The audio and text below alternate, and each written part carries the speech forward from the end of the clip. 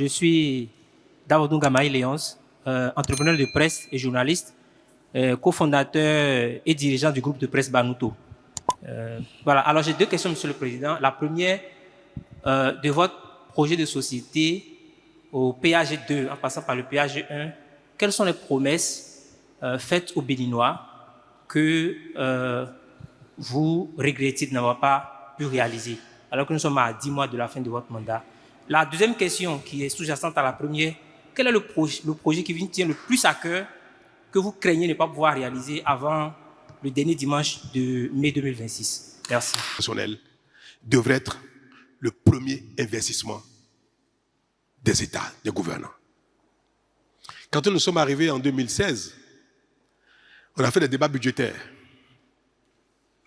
Faut-il consacrer tout de suite un grand nombre à la formation technique professionnelle au détriment de l'eau, au détriment de l'électricité, au détriment des routes, au détriment des marchés ou au détriment des stades? Les débats ont été longs, sur les mêmes États, difficiles. Et nous avons dit qu'il faut faire tout un peu, un peu. C'est notre choix, n'est-ce pas? Il faut faire tout un peu, un peu. Mais on aurait pu dire qu'on a fait fondamentalement d'abord la formation technique professionnelle et les autres très peu, très peu, très peu, très peu. Mais le pouvoir est politique. Et les électeurs, parfois, donnent le signal de l'urgence. C'est eux qui déterminent ce qui est urgent pour eux. Mais quand vous faites le tour dans le pays, vous regardez l'ensemble des requêtes. Vous voyez, donnons de l'eau en urgence. Donnons de l'électricité en urgence. Donnons des routes en urgence. Tout à l'heure, on a parlé d'emploi, de marché, de stade, d'Internet. Mais personne n'a parlé de la formation technique professionnelle.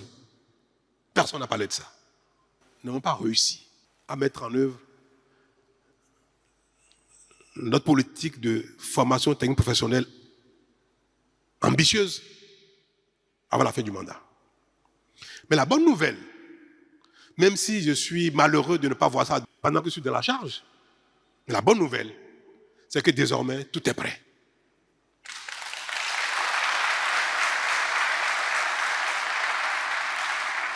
Et vous avez dû voir qu'on a commencé à lancer les appels d'offres. Construire une soixantaine, la phase 1, c'était au début, on avait dit une centaine. Puis les coûts, les prix sont envolés complètement. Nous avons mobilisé des ressources, nous avons fait des études, et nous étions partis pour une centaine d'écoles techniques professionnelles, en passant par le secteur agricole, qui est un volet important, la formation industrielle, en mécanique, en hydraulique, en électricité, en Internet, numérique globalement, dans tous les domaines. Nous avons identifié, fait les études et nous avons les financements disponibles. Mais quand on a ce que vous n'avez pas fait il y a 5 ans, vous le faites aujourd'hui, le prix est doublé déjà. Quand on a réajusté le montant que nous avons par rapport, on est revenu à une soixantaine. Donc, c'est une soixantaine d'écoles techniques professionnelles qui sera construite, équipée, mise en œuvre. Ils ont commencé la formation. Les entreprises, les appels d'offres sont en cours, d'autres vont suivre. Dans environ 3, 6 mois, 9 mois, vous verrez toutes les écoles qui sont programmées commencer à être construites. L'action est dynamique. Le temps parfois nous fait défaut, mais la volonté est là. Les ressources sont mobilisées, les études sont faites et consorts, et la formation technique professionnelle, qui est ma frustration essentielle, sera une réalité dans les 18 mois, 2 ans, de sorte que la phase 2 qui va commencer en 2028 et peut nous permettre de passer à la vitesse supérieure pour que, en 2035 environ, notre souhait, on n'avait pas le 2030, mais ce sera 2035, peut-être un peu plus, sur 10 Béninois qui vont sortir du système scolaire, soit un niveau moyen ou niveau supérieur. Quand on fait les statistiques de ceux qui vont sortir du système scolaire, 7 Béninois sur 10 soient formés au métier. Si nous le faisons, nous réussissons à le faire, dans 20 ans, je vous dis, dans 20-25 ans, le Bénin sera un pays développé.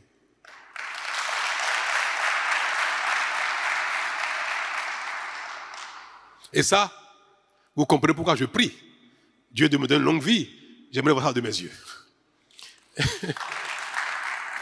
Je verrai que les enfants au Bénin, on demande à quelqu'un, tu as fait quoi? J'ai fait la mécanique, j'ai fait l'électricité, j'ai fait l'électronique. J'ai fait de la chimie moléculaire, mais je travaille près d'un laboratoire, j'ai fait de la recherche et consort. Tel va dire, mais oui, moi, je fabrique des ventilateurs. Tel va me dire, mais je fabrique des grilles. On aura besoin d'importer des chaussures au Bénin. Nous en faisons déjà. Moi, j'ai vu quelqu'un, je dirais d'abord la semaine prochaine, qui fait de belles chaussures. Mais demain, peut-être que ce sera 10 ou 20 ou 30, 40 ateliers. Et nous allons envoyer des chaussures en Chine, en Italie, en France, en Côte d'Ivoire. Les lunettes, au lieu d'importer les verres médicaux, correcteurs, peut-être qu'on va les faire ici, nous-mêmes, directement. Pourquoi pas? Ce n'est pas des choses qui sont compliquées. Une petite formation, un peu de moyens, et c'est faisable. Il y a tellement de choses à faire quand on a de la formation, de la compétence, que le développement après paraît facile. Si nous le faisons, nous allons structurellement vaincre cette fatalité qui semble caractériser l'Afrique, où on n'arrive pas à se développer. Tout c'est simple. On n'a pas besoin d'être un génie pour faire ces choses-là. Le temps ne nous a pas permis, les conditions ne nous ont pas permis de mettre en œuvre, dans toute son envergure, notre ambition de déploiement d'un système permettant la formation technique professionnelle de la plupart de nos jeunes. De sorte que nous ayons au moins 70% de nos jeunes qui soient formés au métier pratique. Mais j'ai aussi donc le bonheur de vous dire que ça y est, on y est arrivé enfin dans la mise en œuvre. Et je veux souhaiter que cela soit pour vous tous le symbole de ce que, si c'est vrai, si c'est réel, comme je le dis, et qu'on va commencer à le voir bientôt, parce que nous n'inaugurons pas les choses, malheureusement. Sinon, les constructions des centres techniques, des lycées, des écoles, si on voulait faire comme entre-temps, on va faire plein de lancements de travaux, pose de petites de pierres pour que vous voyez de vos yeux. Mais rassurez-vous, et vous savez que je ne dis rien juste pour faire plaisir, c'est fait. Ça y est. La formation technique professionnelle sera une réalité dans notre pays à partir des 18 mois à venir, de manière massive. Même si on a déjà fait des choses qui sont déjà en cours, mais l'envergure, elle sera atteinte dans 18 mois, dans 2 ans, pour de bon. Un cadre formel d'échange avec les jeunes. Comme tout à l'heure, j'avais dit, ce n'est jamais trop tard pour bien faire, pour instaurer ce qu'il faut faire. J'ai commencé les échanges avec les élus locaux, les élus communaux, et je le suis avec la jeunesse ici même. Ces lieux ne servent qu'à ça. Ceux qui ont construit ce palais, ces bâtiments dans les années 60, ont bien pensé. Ils ont doté la présence d'endroits de rencontre avec le peuple. La salle qui a s'appelle la salle du peuple. Depuis longtemps, nous avons rompu avec ces principes-là. À nouveau, c'est instauré. Le lieu est convenable. Je fais ainsi obligation à celui qui va venir de continuer.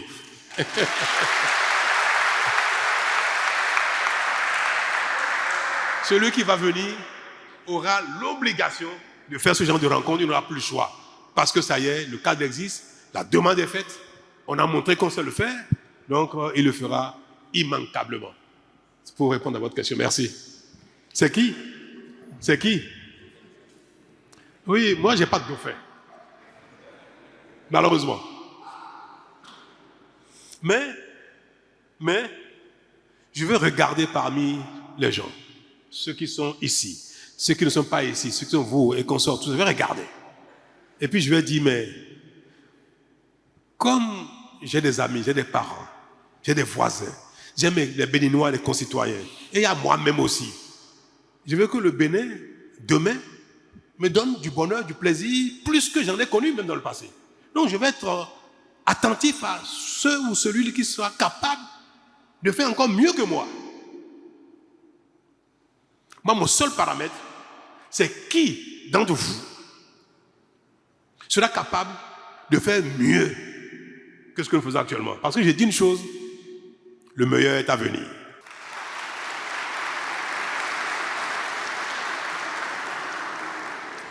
Le meilleur est à venir.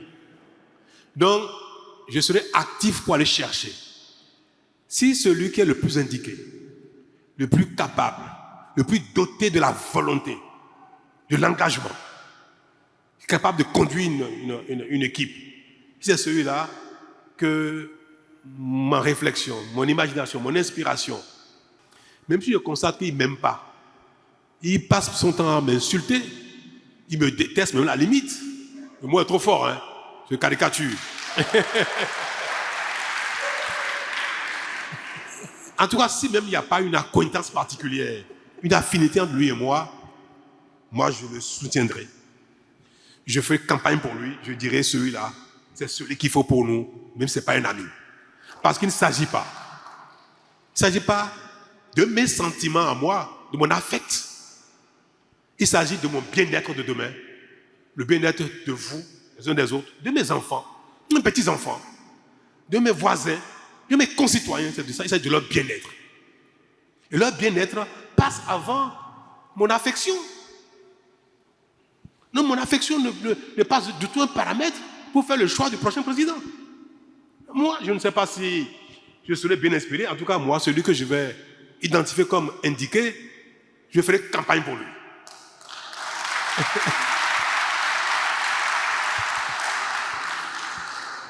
Alors, c'est ça qu'on appelle le dauphin? Je ne sais pas. En général, le dauphin, ce n'est pas tellement ça, c'est celui qu'on tient, qui est proche de vous, qui est votre ami, qui est protégé, et que vous voulez promouvoir quoi qu'en soit. Moi, je dis, si quelqu'un là-bas ne m'aime pas, mais je vais voter pour lui, s'il faut l'appeler dauphin aussi, je ne sais pas. Si c'est ça un dauphin, alors j'accepte le mot. Mais voilà, ce qui va me motiver, moi, pour faire mon choix de demain, parce que je veux un pays encore mieux gouverné, meilleur celui d'aujourd'hui, parce que nous aspirons tous à ça. Davantage demain qu'aujourd'hui. Et nous allons faire ce sermon aujourd'hui. On ne va pas choisir le prochain par affect, par affection, par sentiment. C'est pour l'efficacité. Est-ce qu'on est tous d'accord? Merci.